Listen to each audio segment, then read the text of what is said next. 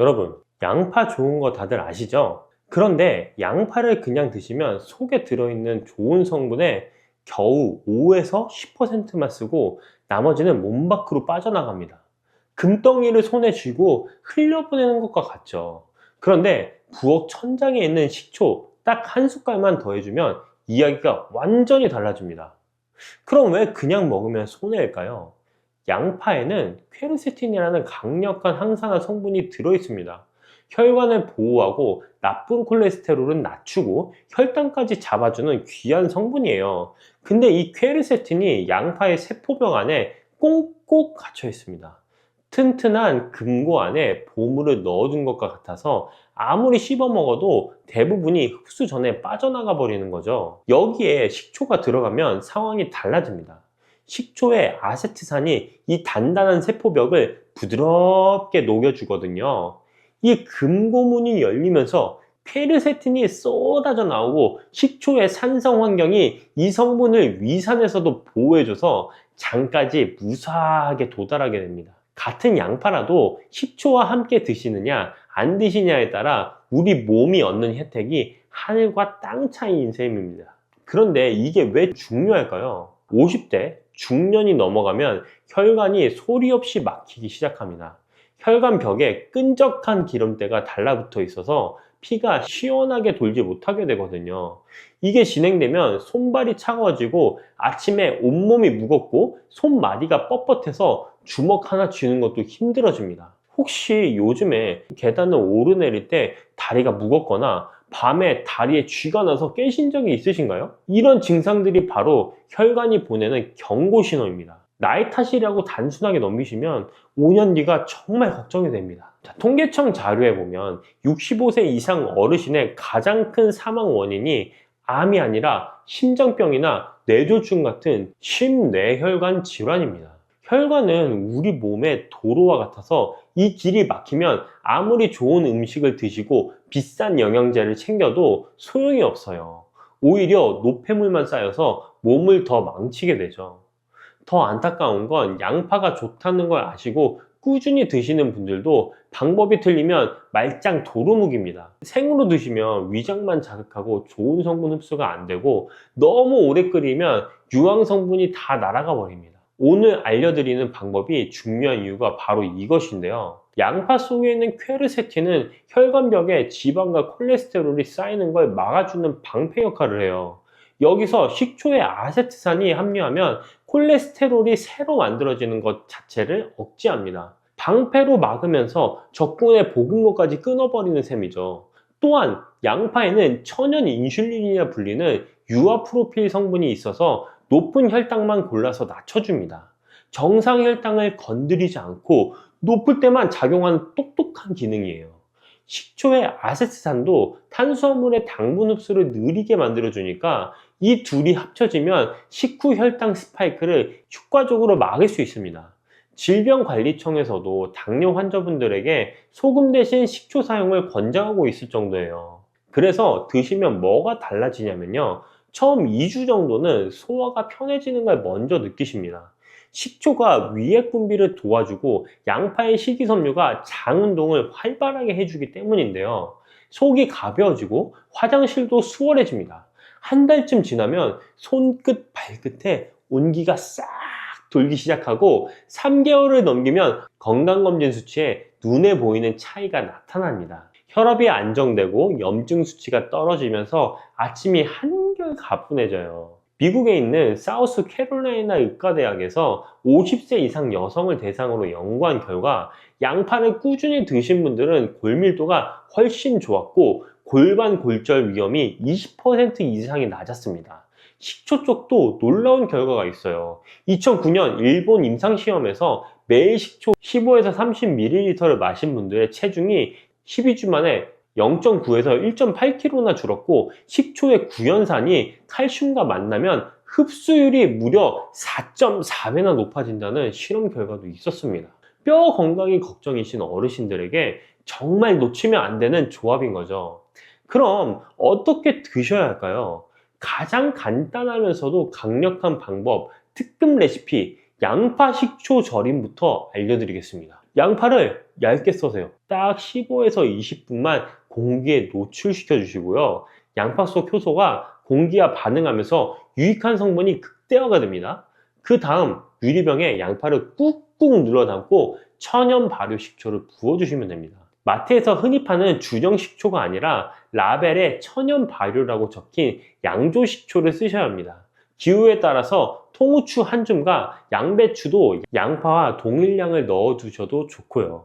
이틀만 냉장 보관하면 바로 드실 수 있습니다. 두 번째는 양파 껍질물입니다. 양파 껍질에는 속살보다 퀘르세틴이 60에서 80배나 더 많이 들어있어요. 이걸 버리시면 알맹이는 버리고 껍질만 챙기는 겁니다. 껍질을 씻어서 말린 다음에 물에 넣고 15에서 20분 끓여주시면 되는데, 여기에 무나 미나리를 넣으시면 혈관을 뚫어주는 힘이 더 좋아지고 다시마를 넣으면 맛도 깊어집니다. 이 물에 간장과 식초를 살짝 더하시면 흡수율이 최대 120%까지 올라갑니다. 자, 세 번째로 같이 먹으면 효과가 배가 되는 황금궁합 음식을 꼭 알아두세요. 고등어나 꽁치 같은 등 푸는 생선과 함께 드시면 오메가3와 퀘르세틴이 만나서 혈전을 녹이고 혈관을 넓혀주는 효과가 극대화될 겁니다. 전문가들이 꼽는 황금궁합 1위예요. 돼지고기나 소고기를 드실 때 양파를 곁들이면 알리신이 비타민 B1 흡수를 끌어올려서 피로 해소에 아주 좋고요. 토마토와 함께 드시면 라이코펜과 퀘르세틴이 합쳐져서 심혈관 보호 효과가 2배로 올라갑니다. 특히 된장과 양파 조합은 꼭 주목해야 하는데요. 된장이 발효식품이라 양파의 유효 성분 흡수도 도와주거든요. 생양파를 식초에 살짝 절여 된장을 찍어 드시면 맛도 좋고 약이 되는 최고의 반찬이 됩니다. 하루 루틴은 이렇게 잡으세요. 아침 식사 때 양파 식초 절임을 반찬으로 곁들이시면 혈당이 급격히 오르는 걸 막아줍니다. 점심과 저녁에는 양파 껍질 물을 종이컵 1컵 정도 식사 중에 미지근하게 드시면 됩니다. 양파는 하루에 중간 크기 반개, 식초는 한두 큰술이면 충분합니다.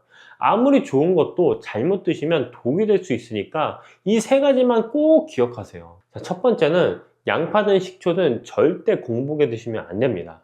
빈속에 들어가면 위 점막을 자극해서 속이 쓰릴 수 있어요. 반드시 식사 중이나 식후에 식초는 물에 충분히 희석해서 드시고, 드신 뒤에는 물로 입안을 가볍게 헹궈 주시면 치아 범량질도 보호할 수 있습니다. 자, 두 번째, 양파와 절대 같이 드시면 안 되는 음식이 있습니다. 바로 꿀과 우유예요. 꿀은 양파의 유황 화합물과 만나면 위장에 부담을 주어 속쓰림이나 복부 팽만감을 일으키고, 우유는 양파 성분이 우유 단백질과 결합하면서 소화곤란과 더부룩함을 유발할 수 있습니다. 이 두 가지는 꼭 피해 주세요. 아까 말씀드린 등 푸른 생선, 된장으로 건강한 식사를 하시면 됩니다. 자, 세 번째, 아스피린이나 와피린 같은 혈액 관련 약을 드시는 분들은 양파의 양은 절반으로 줄이시고 생강을 함께 곁들여 드시면 좋습니다. 생강의 진저롤 성분이 위장 자극을 완화해 줄 뿐만 아니라 몸의 온기를 올려서 혈액순환까지 도와주거든요. 또 위가 약하신 분들은 생양파 대신에 5분에서 7분 정도 볶거나 데쳐서 드시면 자극은 줄면서 퀘르세틴 흡수율은 오히려 더 높아지니까 일석이조입니다. 오늘 장 보실 때 싱싱한 양파 한 망과 천연 발효 식초 한 병만 장바구니에 넣어보세요. 찾기 어렵거나 귀찮으신 분들은 밑에 링크를 확인해 주시면 됩니다. 양파 반 개에 식초 한 숟갈, 이 작은 습관이 여러분의 혈관 나이를 10년을 젊어지게 만들어 줄 겁니다. 한 달만 꾸준히 해보세요. 우리 몸은 정직해서 여러분이 쏟은 정성만큼 반드시 건강으로 보답합니다. 배추, 이렇게 드시면 항암 성분이 오히려 독이 됩니다. 많은 분들이 배추는 몸에 좋은 채소라고만 알고 계시죠? 맞습니다. 배추에는 항암 성분이 가득합니다. 그런데 이 좋은 성분이 내 몸 상태에 따라서는 오히려 독이 될 수도 있다는 사실 알고 계셨나요? 배추에는 글루코시놀레이트라는 성분이 들어 있습니다.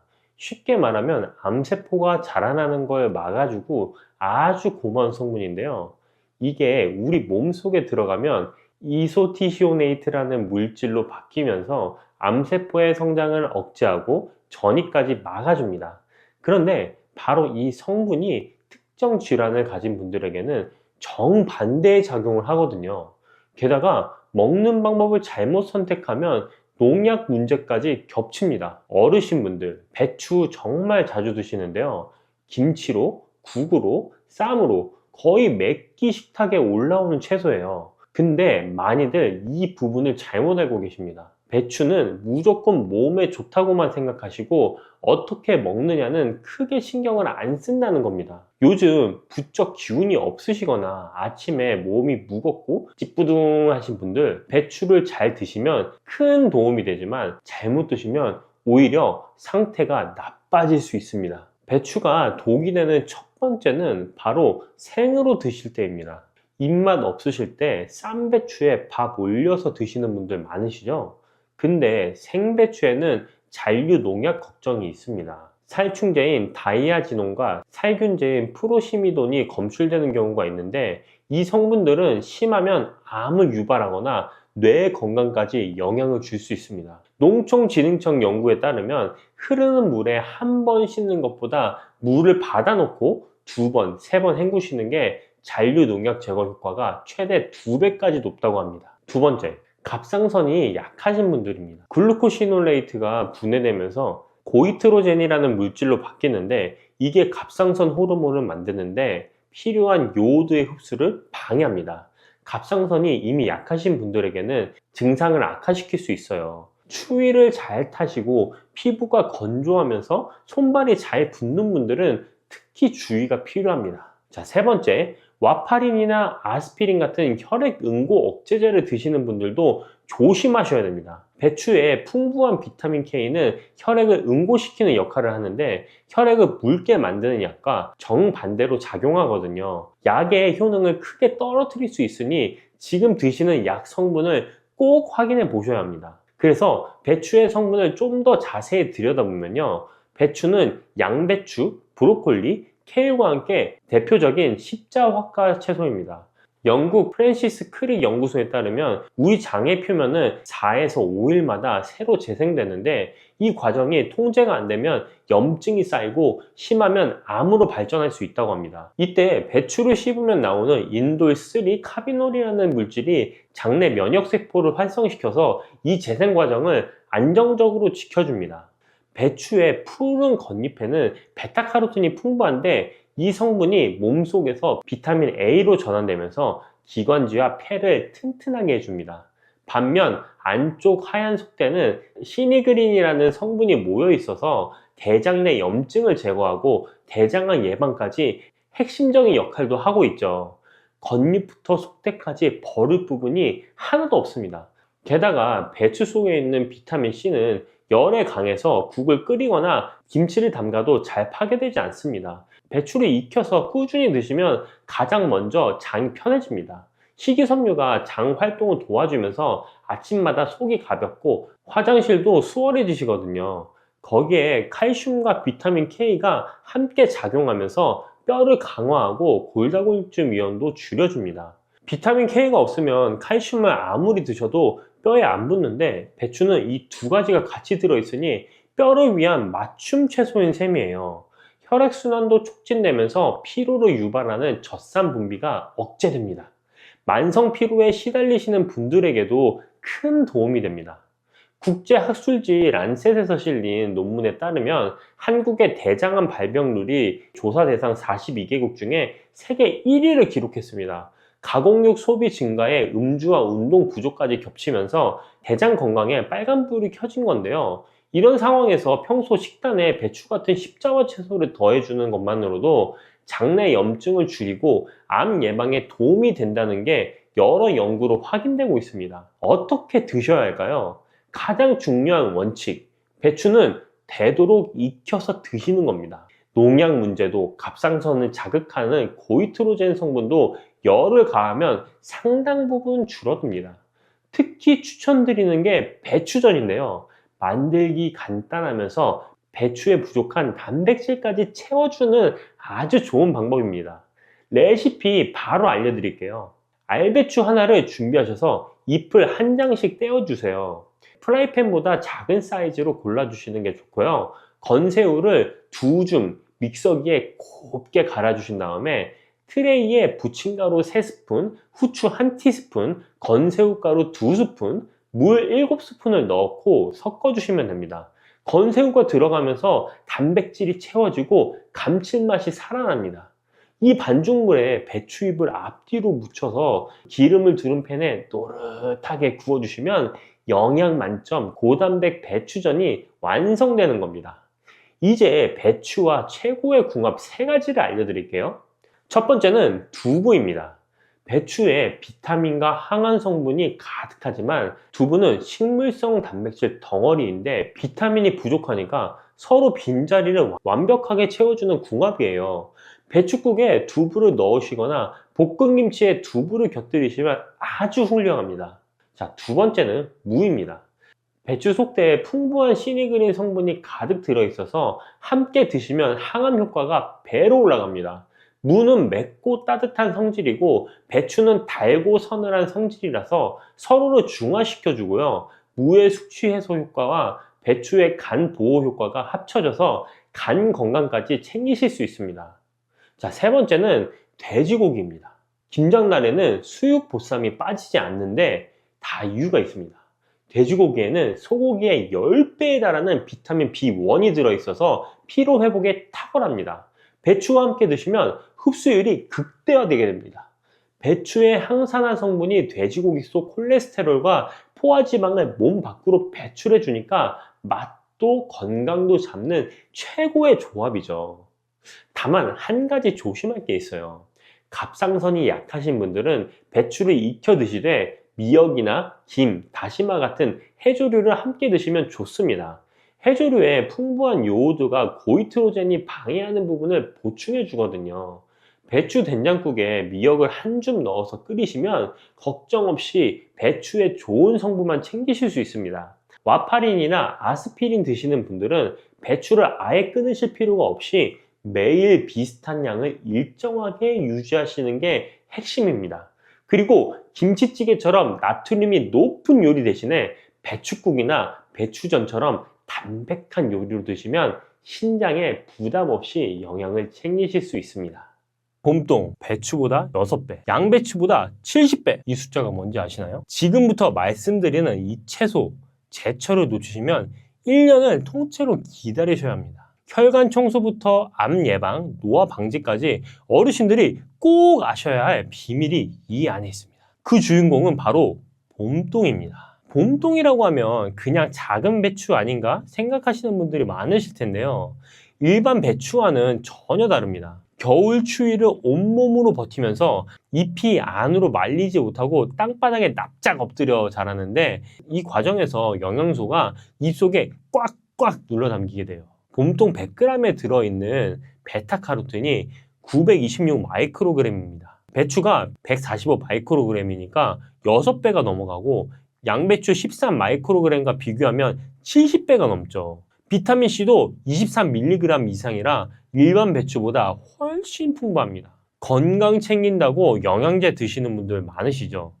물론 도움이 되지만 한 가지 간과하시는 게 있어요. 우리 몸은 합성 영양소보다 음식에서 나오는 자연 영양소를 훨씬 잘 흡수합니다. 나이가 들수록 혈관 벽에 콜레스테롤이 쌓여서 좁아지고 딱딱해지는 동맥경화가 진행돼요. 심해지면 심근경색, 뇌졸중까지 이어질 수가 있죠. 혈압약 드시는 분들은 저염식 하라는 말씀을 많이 들으셨을 텐데 나트륨을 적게 먹는 것만큼 몸 안에 쌓인 나트륨을 빨리 배출시키는 것도 중요하거든요. 그래서 이런 문제를 한꺼번에 챙길 수 있는 제철 식품이 필요하고 지금 이 시기에 딱 맞는 게 바로 봄동입니다. 봄동에 뭐가 들어있길래 이렇게 좋은지 하나씩 짚어드릴게요. 첫 번째는 베타카로틴입니다. 제가 앞서 말씀드렸죠. 우리 몸에 들어가면 비타민 A로 바뀌면서 피부 세포를 보호하고 눈 건강을 지켜줘요. 강력한 항산화 작용으로 활성산소를 잡아줍니다. 쉽게 말하면 우리 몸에 쌓인 녹을 닦아내는 역할이에요. 두 번째는 칼륨인데요. 짜게 드시는 분들한테 꼭 필요한 성분입니다. 몸 안에 쌓인 나트륨을 밖으로 내보내 혈압을 안정시키고 동맥경화를 예방해줘요. 몸이 잘 붓는 분들한테도 칼륨이 붓기를 빼주니까 일석이조입니다. 대신에 신장 환자분들은 조심하셔야겠죠. 자, 셋째, 글루코시놀레이트라는 성분이에요. 이게 몸에 들어가면 설포라판이라는 물질로 바뀌면서 암세포의 성장을 억제합니다. 위암, 대장암, 폐암 예방에 효과가 있다고 알려져 있죠. 자, 네 번째는 식이섬유입니다. 이 식이섬유는 장 연동 운동을 도와서 변비를 예방하고 나쁜 콜레스테롤 흡수를 막아 혈관 건강에도 도움이 돼요. 포만감이 오래가서 체중 관리에도 좋고요. 봄동 100g당 칼로리가 20에서 25kcal밖에 안 되니까 같은 양의 쌀밥 150kcal와 비교하면 정말 가벼운 식품이죠. 여기에 비타민C, 철분, 엽산까지 풍부하니까 빈혈 예방과 면역력 강화는 덤입니다. 그래서 봄동을 꾸준히 드시면 뭐가 달라지냐, 이게 제일 궁금하시죠? 먼저 소화가 편해집니다. 식이섬유가 장을 깨끗하게 청소해 주니까 아침 화장실이 수월해지고 속이 편하면 하루 컨디션 자체가 달라져요. 그 다음은 피부인데요. 베타카로틴과 비타민C가 콜라겐 생성을 도와주니까 2주쯤 꾸준히 드시면 얼굴에 생기가 돌아가시는 분들이 많아져요. 철분과 엽산이 혈액을 깨끗하게 해주면서 안색 자체가 밝아지는 거죠. 찌개를 드시던 분들은 칼륨이 나트륨을 빼주면서 몸에 붓기가 빠지는 걸 느끼실 수가 있을 겁니다. 몸이 가벼워지면 외출도 즐거워지고 삶의 활력이 달라질 겁니다. 대한민국 정책 브리핑 공식 자료에 따르면 봄동에는 퀘르세틴, 캠페롤 같은 항암 성분이 풍부하다고 밝히고 있습니다. 하이닥에서도 봄동의 베타카로틴이 배추의 6배 이상이며 동맥경화, 암 예방에 효과적이라고 보도했습니다. 농촌진흥청은 봄동 두부 무침을 공식 추천했고 삼성 서울병원에서도 당뇨 환자 건강 개선을 위해 봄동 무침을 권장한 기록이 있어요. 병원에서 추천할 정도면 검증된 거 아니겠어요? 어떻게 먹는 게 맛도 있고 영양도 최고로 좋을지 말씀드리겠습니다. 제가 특급 레시피 하나 알려드릴게요. 봄동 비빔밥입니다. 요즘 엄청 인기가 많죠. 먼저 봄동 한 포기를 준비하세요. 이 봄동은 땅에 붙어 자라는 채소라서 잎 사이사이에 흙이 많이 들어 있습니다. 그래서 세척 과정이 무엇보다 중요한데요. 한 입씩 떼어난 뒤에 식초를 약간 탄 물에 5분 정도 담가주세요. 잔류 분수물을 제거하는데 도움이 됩니다. 그 다음 흐르는 물에 한 장씩 펼쳐가면서 꼼꼼하게 씻어주세요. 특히 줄기 안쪽 부분까지 잘 확인하셔야 됩니다. 씻은 뒤에는 물기를 충분히 털어주시는 게 좋습니다. 물기가 많으면 양념이 묽어지고 맛이 싱거워질 수 있잖아요. 자, 이제 양념장을 만들어 볼게요. 다진 마늘 1큰술, 간장 2큰술, 들기름 2큰술, 고춧가루 1큰술, 액젓 1작은술을 넣고 잘 섞어주세요. 마지막에 깨소금을 약간 넣어서 고소한 향을 더해주면 좋습니다. 들기름이 들어가면 봄동 특유의 풋내를 잡아주고 지용성 비타민 흡수에도 도움이 됩니다. 준비된 봄동에 양념장을 넣고 너무 세게 치대지 말고 살짝 버무려 주세요. 봄동은 잎이 연해서 힘을 많이 주면 숨이 금방 죽습니다. 양념이 고루 묻을 정도로만 가볍게 섞어주면 아삭한 식감이 살아있는 겉절이게 됩니다. 봄동을 깨끗이 씻어서 물기를 빼고 들기름 1큰술과 간장 약간, 깨를 넣어서 가볍게 무쳐보세요. 여기에다 밥 1공기만 넣으면 비빔밥까지 완성이 됩니다. 봄동에는 비타민 K 같은 지용성 비타민이 들어있는데 지방과 함께 먹을 때 흡수율이 올라갑니다. 들기름에 풍부한 오메가3 지방산은 염증 완화에 도움을 주고 봄동의 항산화 성분과 함께 혈관 건강에 긍정적인 작용을 할 수 있습니다. 생으로 먹는 방식이기 때문에 영양 손실도 적습니다. 자, 이제는 봄동과 함께 먹으면 몸에 보약이 되는 음식을 소개해 드릴게요. 자, 첫 번째, 고등어입니다. 기름기 있는 고등어 한 점을 봄동에 싸서 드셔보세요. 고등어의 오메가3 지방산은 혈관 건강에 도움을 주고 봄동의 항산화 성분은 산화 스트레스를 낮추는 데 도움을 줍니다. 지방이 있는 생선과 함께 먹으면 봄동의 지용성 비타민 흡수도 높아집니다. 기름진 생선의 느끼함을 봄동의 상큼한 맛이 잡아주니까 맛과 영양을 동시에 챙길 수 있는 거예요. 자, 두 번째는 봄동 굴 무침입니다. 봄동을 먹기 좋게 썰어 넣고 고춧가루와 다진 마늘, 식초를 약간 넣어서 가볍게 무쳐보세요. 굴에는 아연과 철분이 풍부한데 봄동에 들어있는 비타민 C가 철분 흡수를 도와줍니다. 특히 면역력이 떨어지기 쉬운 계절에는 아연이 중요한데 봄동의 항산화 성분과 굴의 미네랄이 만나서 면역 시너지를 만들어줍니다. 겨울철 제철 궁합으로는 손색이 없는 조합입니다. 자, 셋째, 봄동 두부 무침입니다. 부드러운 두부를 살짝 데쳐서 물기를 빼고 봄동을 잘게 썰어서 함께 무쳐보세요. 간장과 참기름으로 간을 맞추면 담백한 반찬이 됩니다. 두부는 양질의 식물성 단백질과 칼슘이 풍부하고 봄동 역시 칼슘이 들어있어서 뼈 건강에도 도움이 됩니다. 특히 단백질이 부족하기 쉬운 어르신들한테는 봄동의 비타민과 두부의 단백질이 서로를 보완해주는 좋은 조합입니다. 꼭 기억하실 점은 베타카로틴이 기름에 녹는 지용성이라 참기름이나 들기름과 함께 드셔야 흡수율이 확 올라가는 거예요. 이렇게 좋은 봄동도 잘못 먹으면 독이 됩니다. 딱 이것만 기억하세요.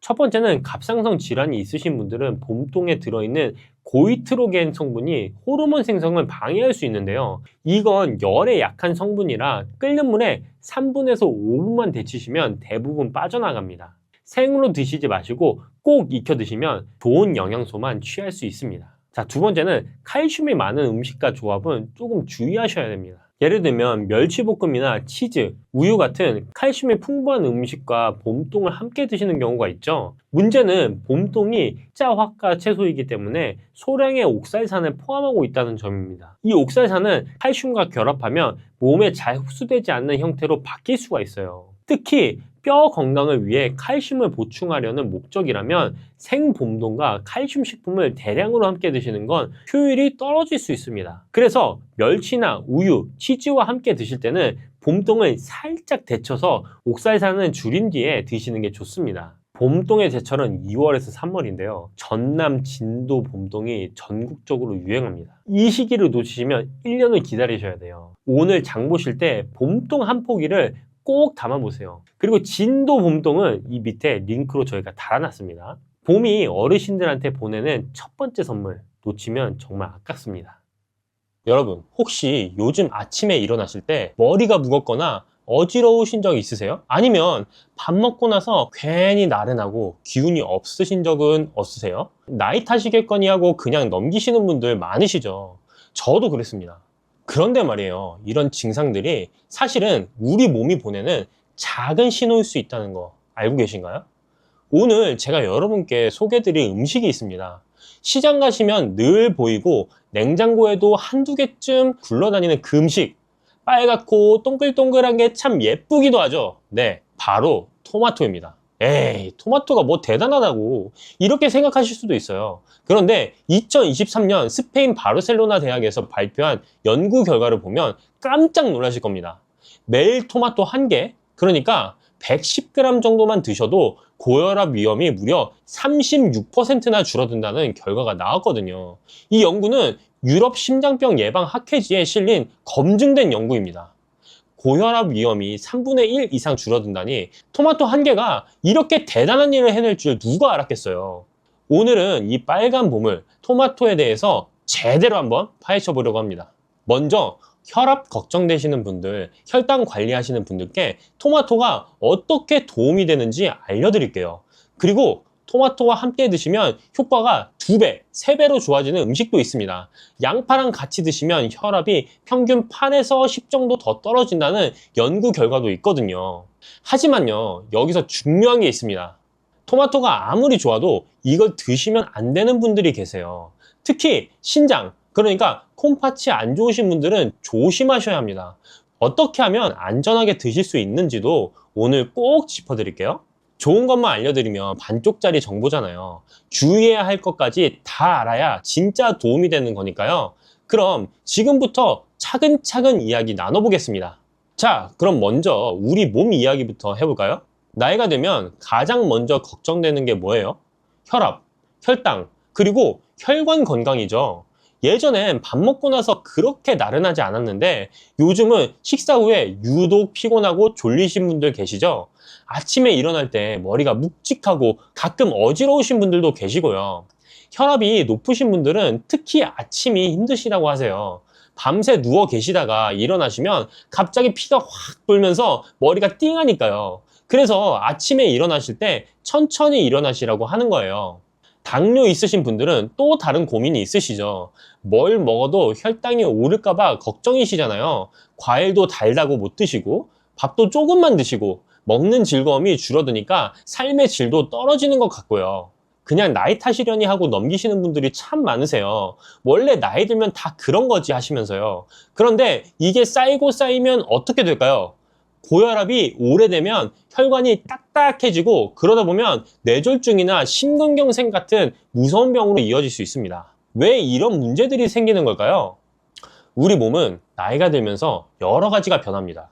혈관도 예전처럼 탄력이 좋지 않고 인슐린도 예전만큼 잘 분비되지 않죠. 자연스러운 노화 현상이에요. 누구나 겪는 일입니다. 그런데 여기에 생활 습관이 더해지면 문제가 커집니다. 짜게 드시는 습관 있으시죠? 된장찌개, 김치, 젓갈, 우리 밥상에는 짠 음식이 참 많아요. 이 나트륨이 몸에 쌓이면 혈압이 올라갑니다. 혈관에 압력이 가해지는 거예요. 운동이 부족하신 것도 한몫합니다.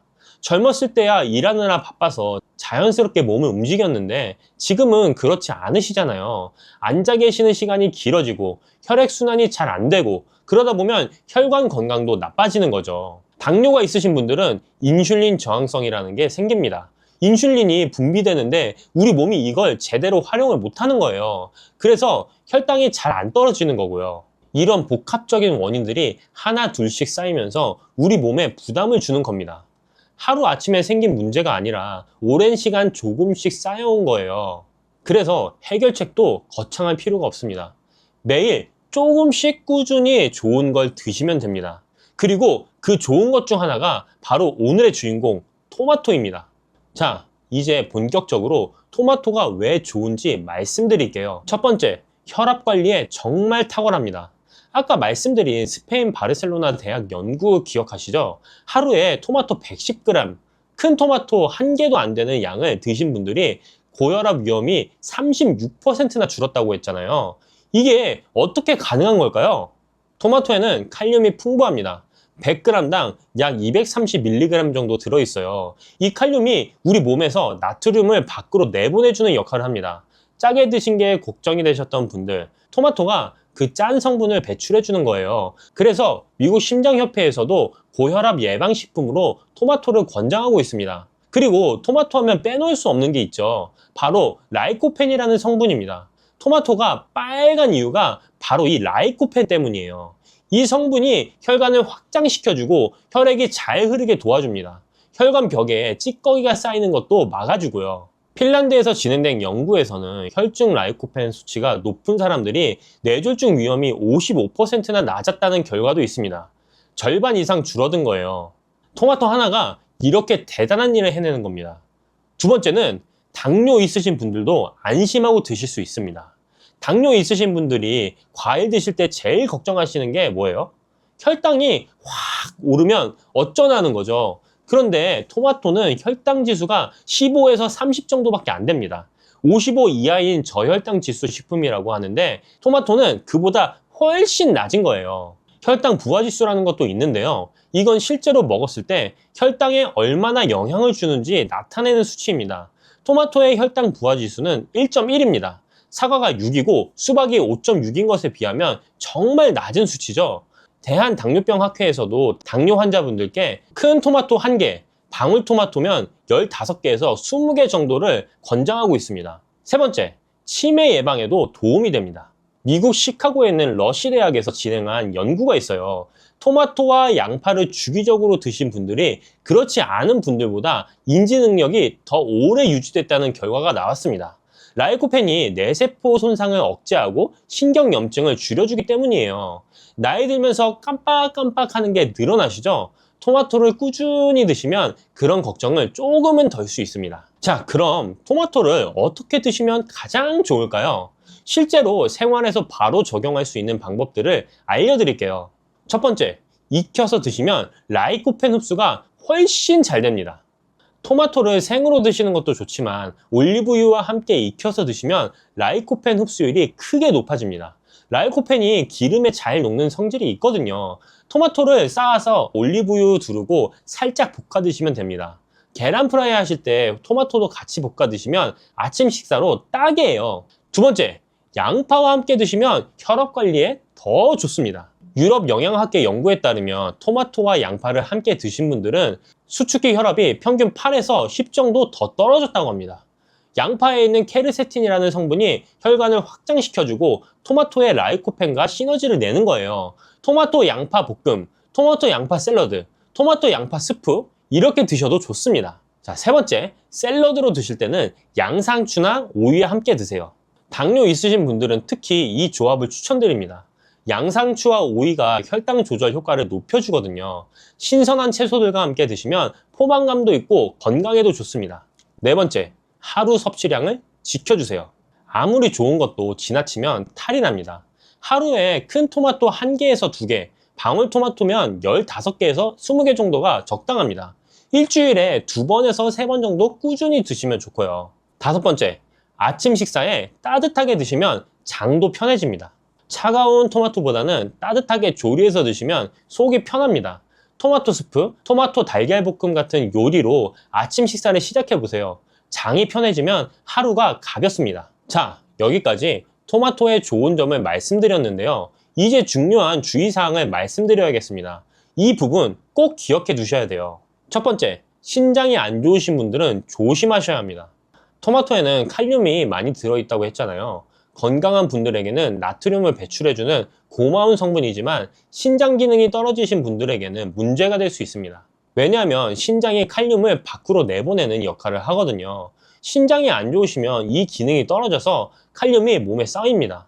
이걸 고칼륨 혈증이라고 하는데 심하면 근육마비나 심장 부정맥까지 올 수 있어요. 만성 신부전이 있으시거나 투석 중이시거나 신장 기능이 많이 떨어지신 분들은 토마토를 드시기 전에 반드시 담당 의사 선생님과 함께 상의를 하셔야 합니다. 혈중 칼륨 수치가 5.5 이상이시면 토마토를 피하시는 게 좋습니다. 자, 꼭 드시고 싶으시다면 방법이 있긴 합니다. 토마토를 물에 2시간 이상 담가 두시면 칼륨이 약 90% 정도 빠져나갑니다. 30분마다 물을 갈아주시고 끓는 물에 살짝 데쳐서 껍질을 벗기시면 됩니다. 그리고 데친물은 꼭 버리셔야 돼요. 그 물에 칼륨이 녹아 있으니까요. 두 번째, 설탕 뿌려서 드시면 안 됩니다. 예전에 토마토에 설탕 뿌려 드시던 분들 계셨죠? 그렇게 드시면 혈당이 확 올라갑니다. 당뇨 있으신 분들은 특히 조심하셔야 돼요. 시판되는 토마토 주스도 설탕이나 시럽이 들어간 제품이 많으니까 꼭 무가당 제품을 고르셔야 합니다. 세 번째, 말린 토마토, 건 토마토는 주의하세요. 말리면 수분이 빠지면서 당분이 농축됩니다. 그래서 생토마토보다 혈당을 많이 올릴 수 있어요. 당뇨 있으신 분들은 생토마토로 드시는 게 좋습니다. 네 번째, 공복에 드시면 속이 불편하실 수 있습니다. 토마토는 산성이 좀 있는 음식이에요. 빈속에 드시면 속이 쓰리거나 불편하실 수 있습니다. 역류성 식도염이 있으신 분들도 토마토를 피하시는 게 좋고요. 식사 중간이나 식후에 드시면 괜찮습니다. 다섯 번째, 혈압약 드시는 분들은 참고하세요. 토마토가 혈압을 낮춰주는 효과가 있다 보니 혈압약과 함께 드시면 혈압이 너무 떨어질 수도 있습니다.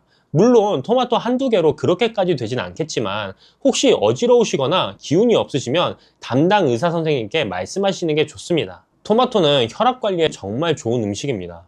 스페인 바르셀로나 대학 연구에서 하루에 110g, 토마토는 한 개만 드셔도 고혈압 위험이 36% 줄어든다는 결과가 나왔고요. 핀란드 연구에서는 뇌졸중 위험이 55%나 낮아진다는 결과도 있었습니다. 당뇨 있으신 분들도 안심하고 드셔도 됩니다.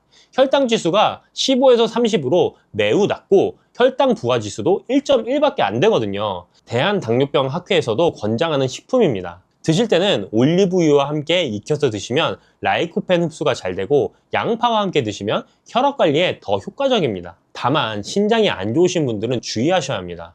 칼륨이 많아서 고칼륨 혈증 위험이 높으니까요. 꼭 담당 의사 선생님과 상의하고 드세요. 설탕 뿌리지 마시고 공복에는 피하시고 하루에 한두 개 정도 적당히 드시면 됩니다. 우리 어르신들 건강 챙기시느라 이것저것 신경 쓰실 게 많으시죠? 근데 너무 어렵게 생각하지 마세요. 냉장고에 있는 토마토 하나 오늘 저녁에 볶아서 드셔보세요. 작은 것부터 시작하면 됩니다.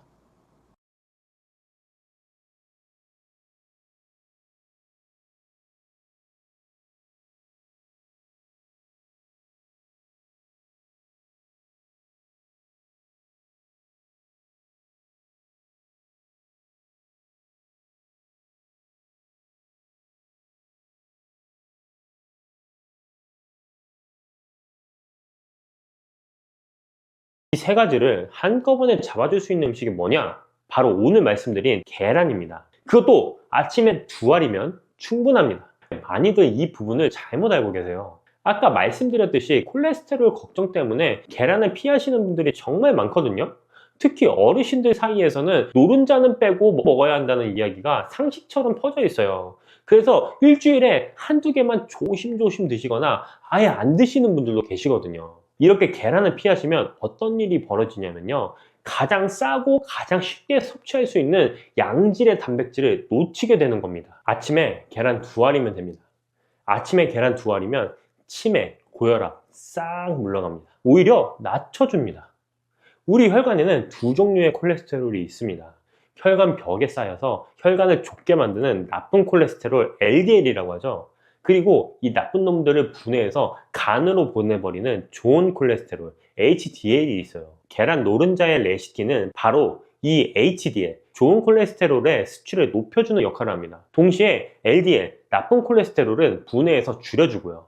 그러니까 콜레스테롤이 걱정돼서 노른자를 버리셨던 분들은 콜레스테롤을 잡아주는 성분을 같이 버리고 계셨던 거예요. 실제로 미국 식사지침자문위원회에서 5년간 연구한 끝에 음식으로 먹는 콜레스테롤은 혈중 수치에 별 영향을 주지 않는다고 발표했습니다. 일본 정부도 건강 안내서에서 콜레스테롤 섭취 한도를 아예 삭제했어요. 우리 몸에 음식으로 콜레스테롤이 들어오면 간이 알아서 생산량을 조절하기 때문에 혈중 콜레스테롤에 큰 영향을 주지 않는다는 게 이제 정설이 된 겁니다. 50대가 넘으면 우리 몸에서 세 가지가 동시에 무너지기 시작하는데요. 근육, 뼈, 그리고 뇌입니다. 근육부터 볼까요? 해마다 근육이 조금씩 빠지는데 본인은 잘 모르세요. 그러다가 어느 날 계란 오를 때 무릎이 시큰해지고 앉았다 일어나는 게 힘들어지는 순간이 옵니다.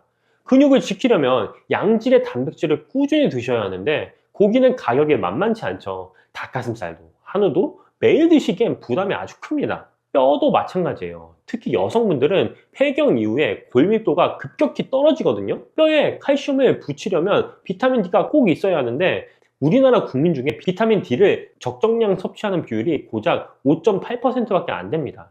10명 중에 9명이 부족하다는 거예요. 그리고 뇌 기능, 이름이 입에서 맴도는데 안 나오고 방금 뭐 하려고 했는지 깜빡하고 집중력이 예전 같지 않은 거, 이건 뇌에서 기억력을 담당하는 물질이 줄어들고 있다는 신호입니다. 이 세 가지를 한꺼번에 잡아줄 수 있는 음식이 뭐냐?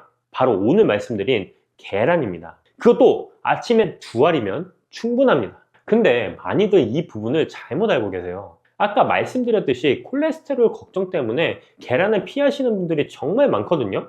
특히 어르신들 사이에서는 노른자는 빼고 먹어야 한다는 이야기가 상식처럼 퍼져 있어요. 그래서 일주일에 한두 개만 조심조심 드시거나 아예 안 드시는 분들도 계시거든요. 이렇게 계란을 피하시면 어떤 일이 벌어지냐면요, 가장 싸고 가장 쉽게 섭취할 수 있는 양질의 단백질을 놓치게 되는 겁니다. 고기를 잘 못 드시는 어르신들, 중년 이상 여성분들 중에 저는 고기 못 먹어요 하시는 분들이 꽤 계시거든요. 이런 분들에게 계란은 거의 유일한 단백질 공급원이에요. 그마저도 콜레스테롤 걱정에 안 드시게 되면 근육은 계속 빠지고 뼈는 약해지고 뇌 건강에 필요한 영양소도 부족해지는 악순환에 빠지는 겁니다. 진료실에서도 고기를 못 드시는 어르신들께 가장 먼저 권하는 게 찐 계란이라고 해요.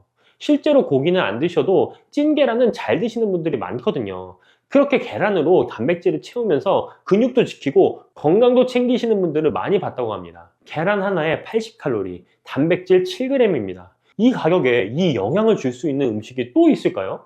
그러면 계란에 정확히 뭐가 들어있길래 이렇게 좋다는 건지 하나씩 제대로 짚어드리겠습니다. 자, 첫 번째는 단백질입니다. 계란 하나에 약 7g의 양질의 단백질이 들어있어요. 우리 몸에 필요한 필수 아미노산 9가지가 균형 있게 다 들어있어서 영양학에서는 계란 단백질을 기준 단백질로 삼을 정도입니다. 이 2알이면 14g, 이게 닭가슴살 반덩이와 맞먹는 양이에요. 근데 가격은 비교가 안 되죠. 계란만큼 가성비 좋은 단백질 식품은 찾기가 어렵습니다. 다이어트 하실 때도 마찬가지입니다. 기초 대사량을 유지하려면 근육이 있어야 하고 근육을 지키려면 단백질이 필요한데 계란이 그 역할을 가장 효율적으로 해줍니다. 자, 두 번째는 콜린입니다. 이건 뇌 건강의 핵심적인 성분입니다. 우리 뇌에서 기억력과 학습 능력을 담당하는 콜린이 바로 재료입니다. 쉽게 말하면 뇌가 정보를 주고받을 때 꼭 필요한 연료인 거예요. 50대가 넘으면 이 아세틸콜린이라는 물질을 만드는 효율이 뚝 떨어지거든요. 그래서 음식으로 콜린을 보충해 주는 게 중요한데, 계란 두 알이면 하루에 필요한 콜린의 상당 부분을 채울 수가 있습니다. 연구에 따르면 콜린 섭취가 충분한 사람은 그렇지 않은 사람보다 인지 기능이 떨어지는 속도가 느리고 알츠하이머 발병 위험도 낮은 것으로 나타났습니다. 요즘 콜린 알포세레이트라는 뇌 영양제가 어르신들 사이에서 유행인데요. 이거 조심하셔야 됩니다. 서울대병원 연구팀이 1200만 명을 10년간 추적한 결과 이 약물을 복용한 사람이 복용하지 않은 사람보다 뇌졸중 위험이 43%가 높았다는 결과가 나왔어요. 약으로 억지로 넣는 것보다 계란으로 자연스럽게 콜린을 섭취하는 게 훨씬 안전하고 효과적인 겁니다. 자, 세 번째는 루테인과 지아잔틴입니다. 노른자가 왜 그렇게 노란색인지 아시나요? 바로 이 성분들 때문인데요. 루테인과 지아잔틴은 눈의 황반이라는 부분에 쌓여서 자외선이나 스마트폰 블루라이트 같은 유해한 빛으로부터 눈을 보호하는 선글라스 역할을 합니다. 나이 들면서 황반변성이나 백내장 걱정하시는 분들이 많으시죠? 계란 노른자가 이걸 예방하는 데 도움을 줍니다. 특히 계란의 루테인은 채소에 들어있는 것보다 체내 흡수율이 훨씬 높다는 게 큰 장점입니다. 노른자의 지방 성분이 흡수율을 도와주기 때문이에요. 자, 네 번째, 비타민 D입니다. 아까 말씀드렸죠? 뼈에 칼슘을 붙이려면 비타민 D가 꼭 필요하다고. 아무리 칼슘을 많이 드셔도 비타민 D가 없으면 소장에서 흡수가 안 돼요. 계란 노른자가 비타민 D를 자연스럽게 보충해 줄 수 있는 몇 안 되는 식품 중에 하나입니다. 햇볕을 충분히 쬐기 어려운 분들에게 특히 중요해요. 비타민 C와 섬유질만 빼면 우리 몸에 필요한 거의 모든 영양소가 계란 안에 들어 있습니다. 아침에 두 알이면 이걸 한 번에 다 챙기는 겁니다. 아침에 계란 두 알 드시고 나가면 일단 점심때까지 배가 안 고파요. 빵이나 시리얼, 콘프레이크 아침을 때우시면서 두세 시간 만에 출출해지잖아요. 계란은 단백질과 좋은 지방이 함께 들어있어서 소화가 천천히 됩니다. 그래서 포만감이 오래가고 점심때까지 다른 간식이 생각이 안 날 정도예요. 그리고 더 중요한 건 혈당입니다. 잠을 자고 일어나면 우리 혈당은 잔잔한 호수 같은 상태입니다. 인슐린도 잔잔해지고 췌장은 쉬고 있죠. 이 상태에서 식빵에 잼 발라서 오렌지 주스와 함께 드시면 어떻게 될까요? 혈당이 갑자기 확 치솟습니다. 잔잔한 호수에 돌을 던지는 거랑 똑같아요. 이걸 혈당 스파이크라고 하는데, 이때 엄청난 양의 인슐린이 분비되면서 혈당을 끌어내리고 그 과정에서 지방이 축적이 됩니다. 이 혈당 스파이크가 반복되면 더 심각한 문제가 생깁니다. 혈관 내벽 세포에 엄청난 스트레스가 가해지면서 상처가 나고 그 상처를 복구하는 과정에서 혈관이 점점 좁아집니다. 혈전이 쌓인다는 거죠. 수십 년간 단 음식으로 아침을 드셨던 분들 중에서 협심증이나 심근경색, 뇌졸중이 오는 이유가 바로 이 혈당 스파이크 때문입니다. 계란으로 아침을 시작하면 혈당이 천천히 올라가기 때문에 이 스파이크를 막을 수 있습니다. 하루 종일 탄수화물이 당기지 않는 몸 상태를 유지할 수 있다는 거죠. 그리고 머리가 맑아집니다. 콜린이 뇌에 공급되니까 아침부터 집중력이 올라가고요. 오후에 멍한 느낌도 줄어들어요. 2주 정도만 꾸준히 드셔보세요. 아침이 확실히 달라지는 걸 느끼실 겁니다. 하버드 대학 연구팀에서 대규모 연구를 진행한 결과 하루에 한두 알의 계란 섭취는 심장병 발병 위험과 무관하다는 결론을 내렸습니다. 캐나다 맥마스터 대학교에서는 6개 대륙 50개국 17만 7천 명을 대상으로 분석했는데요. 하루에 계란 1개 정도는 심혈관 질환 이력 있는 분이라도 사망률을 높이지 않는 것으로 나타났습니다. 계란 섭취와 혈중 콜레스테롤 사이에서 유의한 연관성이 발견되지 않았다고 밝혔습니다. 다이어트 쪽 연구도 흥미로운데요. 아침에 계란을 먹은 그룹이 곡물 위주의 아침을 먹은 그룹보다 점심 식사량이 줄었고 하루 전체 칼로리 섭취량도 감소한 것으로 나타났습니다. 아침에 계란 두 알이 체중 관리에도 도움이 된다는 거죠. 미국 심장병학회에서도 올해 발표한 연구에서 심혈관 질환 위험군에게도 계란 섭취량이 큰 영향을 미치지 않는다는 결과를 공개했습니다. 이제 계란을 무서워하실 이유가 정말 없다는 겁니다. 그럼 이 계란을 어떻게 드셔야 할까요? 기본은 삶은 계란입니다. 기름도 안 들어가고 소화도 잘 되고 열에 약한 콜린 같은 영양소도 잘 보존돼요. 주말에 10개 정도 삶아서 냉장고에 넣어두시면 평일 아침마다 두세 개씩 꺼내서 일주일 아침이 해결됩니다. 물론 프라이를 좋아하시는 분들은 눌러붙지 않는 팬에 기름 최소한으로 드셔도 됩니다. 삶든 찌든 프라이를 하든 큰 그림으로 보면 계란을 매일 꾸준히 드신다는 것 자체가 중요합니다. 근데 계란만 드시면 정말 아깝습니다. 같이 먹는 음식에 따라서 효과가 확 달라지거든요.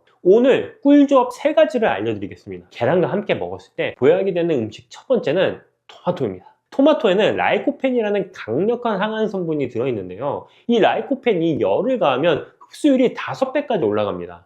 계란 프라이를 하실 때 토마토를 같이 넣어서 볶아 드시면 계란에 부족한 비타민C도 보충하고 라이코펜까지 제대로 흡수할 수 있어요. 맛도 고소하면서 상큼하고 영양은 꽉 차는 최고의 조합이에요. 간단하게 하시려면 삶은 계란 2알과 방울토마토 서너 개만 곁들이셔도 충분합니다. 자, 두 번째는 브로콜리인데요. 브로콜리 2-3송이면 비타민C가 하루 권장량을 거의 다 채울 수 있어요. 비타민C가 레몬보다 2배 정도 많거든요. 계란에 없는 비타민C를 브로콜리가 딱 채워주는 겁니다. 거기다가 브로콜리에는 나트륨을 배출하는 칼륨도 풍부해서 혈압 조절에도 도움이 됩니다. 전날 저녁에 브로콜리를 살짝 데쳐 놓으시면 아침에 삶은 계란과 바로 곁들여 드실 수 있습니다.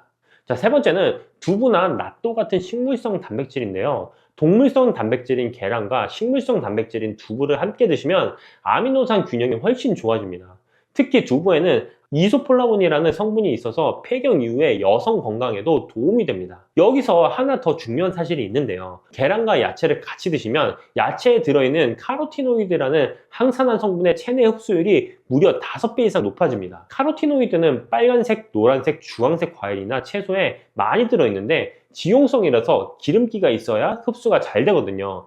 계란 노른자의 지방이 이 역할을 해주는 겁니다. 그러니까 계란은 본인이 좋은 것도 있지만 같이 먹는 야채의 좋은 성분까지 끌어올려주는 고마운 존재예요. 이렇게 좋은 계란 같이 먹으면 몸에 독이 되는 음식도 있습니다. 첫 번째는 감입니다. 감에는 타닌이라는 성분이 들어있는데 이 타닌이 계란의 단백질과 만나면 서로 결합하면서 굳어버려요. 그러면 소화가 안 되고 가볍게는 속이 불편해지고 심하면 급성 위장염까지 올 수 있습니다. 감 드시면서 계란도 함께 드시는 경우가 있는데 이건 피하셔야 됩니다. 감을 드시려면 계란과 시간 간격을 두고 드세요. 자, 두 번째는 두유입니다. 의외죠? 건강한 것끼리 같이 먹으면 좋은 것 같은데 콩에 들어있는 트립신이라는 성분이 계란 흰자의 단백질과 결합해서 영양 흡수를 방해합니다. 아침에 삶은 계란 드실 때 두유 대신 물이나 우유를 곁들여 드시는 게 훨씬 낫습니다. 자, 셋째, 녹차나 홍차예요. 녹차에도 타닌이 많이 들어있거든요. 계란과 함께 드시면 단백질 소화를 방해하고 변비를 유발할 수 있어요. 녹차를 좋아하시는 분은 식사 후에 1시간 정도 지나서 따로 드시면 됩니다. 그리고 고지혈증에 대해서도 정리해 드릴게요. 고지혈증 약을 이미 드시고 계신 분들은 하루에 계란 2개, 노른자 포함해서 드셔도 문제 없다는 연구가 많으니 안심하시면 됩니다. 다만 약을 안 드시고 생활 습관으로만 관리하시는 분들은 노른자를 좀 줄이시고 흰자 위주로 드시면 좋겠습니다. 흰자에는 포화지방이 거의 없는 순수한 단백질 덩어리니까 단백질은 충분히 챙기면서 부담은 줄일 수 있습니다.